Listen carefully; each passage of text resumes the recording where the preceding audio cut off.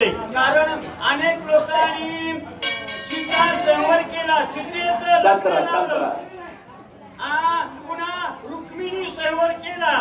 शास्त्राने सांगितलेलं आहे ज्या मुलीचं लग्न होत नाही त्या मुलीनी सीता संवर नावाचा ग्रंथ वाचावा। रामायणामध्ये ती आद्येत काही लोक रुक्मिणी संवर वाचतात, पण सीता संवर कहा वाचावा लागतो आणि सीता संवर त्या मुलीनी वाचायचा।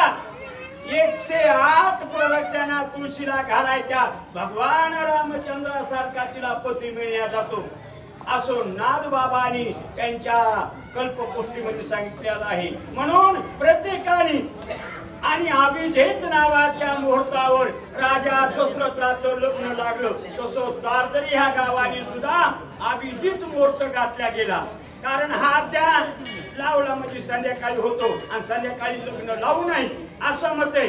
पण खरोखर आपण भाग्यवान लोक आहे, रामाचं लग्न लावायला भेटलं, पण राजा दशरथाचं सुद्धा लग्न लावायला भेटलं। अशा प्रकारचा आनंद आपण सर्वांनी घेतलेला आहे।